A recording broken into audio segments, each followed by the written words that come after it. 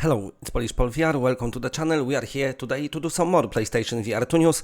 We've got a cool interview that the developer of Moss Book 1 and 2 did, and also some more information about Honor and Duty D-Day Remastered. So let's get started, and we're starting from Moss Book 2, looks like it, because this is the tab I've got open first. So here we are on the real or virtual, a Spanish website here. I'm gonna link it in the description anyway. Cool website to follow. Anyway, so they've done interview with Josh Stixma, design director at Polyarc. I'm assuming that's him here. So let's just go through it. One of the great games of 2022 has undoubtedly been Moss Book 2 from the Polyarc studio, which we have been able to enjoy on PSVR, Quest 2 and PCVR. An artistic and critical success that will reach more players. Sorry, my mouse cursor is all over the place. I bent my fingers today really bad. I can't hold mouse like that. It's terrible. Anyway, an artistic and critical success that will reach more players in 2023 with the release of PlayStation VR2 of the parts of Quill's Adventure. 2 parts. Can't even read. Okay, I didn't bend my eyes though. I just can't read. Foreign, let's say. That's my excuse. Moss World for everyone. We end the year by publishing an interview with Josh Stixma, director of design at Polyarc. By the way, keep in mind, all of this is translated from Spanish automatically using Google Translate. So, Google Translate, not transplant your brains to the English ones. Who we find finally excited about of his work. About the capabilities of virtual reality as a medium for creating video games that connect with players deeply, and about the launch of both of the games on PlayStation VR 2 in just a few weeks. Oh my god, it is, isn't it? It's 47 days. Oh man, I can't wait. Anyway, is Moss Book 2 coming to Meta's PCVR store with Quest Rift Crossbuy? Basically, they say no. So, here. Quest, Quest 2, Quest Pro, PCVR, PSVR, PSVR 2, Pico Neo 3, Pico 4, Vive XR Elite. Is the VR market too fragmented? And they say, yes, of course. Is it too fragmented? My opinion is that we are following a similar technology curve as most things, where many manufacturers develop their own version of what they think it could be and think they can strive to be the best in the middle or the best platform, which is stimulating very healthy competition at the moment. The fragmentation is a bit unfortunate. If we have players of a title on one platform, their friends might have it on different one, and that's a problem, especially when you want to grow and have a lot of people play together, so friends have to coordinate to make sure they're on the same platform. With crossplay becoming more common, the picture is less difficult, although in terms of the developer side, fragmentation is still something to consider. Without a doubt, it forces us to work more. We have to make several adaptations. We at Polyarc want to do a good job when we make those versions for different platforms, so it takes us a lot of time to make sure that we accommodate different types of hardware and that experience are first class. The VR market is too fragmented, I think, and it's going to stay that way for a while, but I think that's also healthy later. We will see who the leading drivers of the medium are. I hope that all hardware manufacturers do well and that the developers get better at virtual reality functions. My best guess is, and I'm just only guessing here, that it will be Sony and Meta who are the leaders. That's just what I'm thinking. You know, Vive doing well. Valve's headset is alright, but of course it's very expensive. I got feeling Sony and Meta, they like kind of in right spot with what they want to do and what they want to their VR headsets be. But anyway, moving on. Which of the previous versions of PSVR 2 must be most similar to? So this is about PSVR 2 version, that's interesting. In terms of textures, resolution and feature set, it will certainly be more like the high-end PCVR game. High-end PCVR game is your PCVR games that run, that you need like, $2 grand, $3 grand, $4 grand PC, and then super awesome headset, So that's pretty encouraging for us PSVR 2 owners. There is going to be a big difference between the PSVR and PSVR 2 versions. Increased performance and more cool visual effects. We have spent a lot of time optimizing and improving the game to ensure that it is really good experience for the new players that are coming. We're gonna talk about PSVR 2 in the next story as well, and that's pretty cool. Is it easy to port a game from another platform to PSVR 2? Well, we have some advantages because we are using Unreal for most, the engine that helps us in the effort to port from PSVR to PSVR 2. The new set of features that is second viewer has really unlocked a lot of things that we wanted to do. It's going to amplify the experience, but it's certainly the most expensive port we've ever done in terms of resources to make sure new features like eye tracking are well received. Can Quill know that you are looking into her eyes? Yes, it can, and we are spending time to make sure it feels right. Can the player grab things and physically feel that with the adaptive triggers?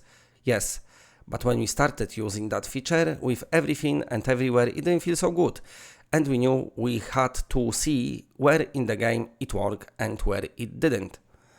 Similarly, in terms of haptics, both on the controller and on the headset, we had to push ourselves to make it really solid experience, getting the chance to add a lot of texture, feel and feedback to the game. And doing it right has been a lot of work, but the power of all the features created such an awesome experience that we're really excited for. Everyone is excited for PSVR 2 and it looks like they are adding super awesome features. We've done a full overhaul of the game to make sure the existing haptics work well with controllers, and we've also added headset haptics throughout the game. It's an amazing way to elevate the experience. When before, for example, a giant creature was walking through the space, we couldn't make the screen shake. Obviously, it's VR, because it would make people dizzy, but if you have those haptics in the visor itself, you can convey a little bit of feeling of those big physical impacts happening in the world, the shockwaves or energy happening, and it's really amazing. Once you start unlocking that, you get an incredible sense of immersion in games, and we are excited to be able to use that technology to take most to another level. Other than for Quill to look us in the eye, what else have you used eye tracking for? Eye contact is very important ingredient in human-to-human communication, and to have it between you and the virtual characters, the world's that's pretty amazing. When you think about it and when you experience it, it feels so powerful to know where you're looking at them and what not. Also, and when you're not. Also, we have used eye tracking for foveated rendering. This technology is great benefit for gaming performance. Yeah, the developer is gonna be able to use awesome things.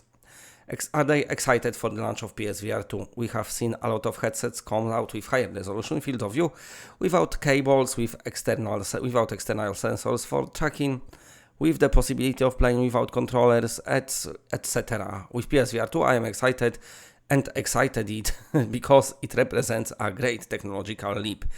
PSVR 2 doesn't have wireless connection, but the only cable it does have is a huge improvement over the previous headset and ensures high quality experience. Not needing our outdoor camera, I mean they probably just outside camera, is also a big change, but the great features of this viewer are what we have discussed before. Eye tracking, adaptive triggers, haptic feedbacks and controls, and the HMD, head-mounted display. So yeah, super awesome interview. Just shows how cool MOS gonna be on PSVR 2. Now moving on to the next story. Here we are on Strange Games Studio website. An update on D-Day Enhanced. Oops, I clicked on something. Okay, I didn't.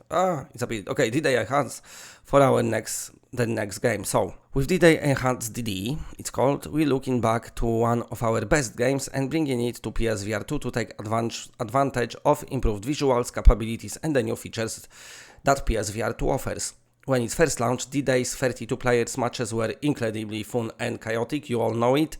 We're planning to bring even more players into the mix with matches supporting 48 and possibly 64 players to truly take advantage of large-scale maps. That's gonna be crazy, and I'll be able to do it. I had a chat with the developer today, by the way. You saw some little footage from the game before, like a little announcement, but that was done in the editor.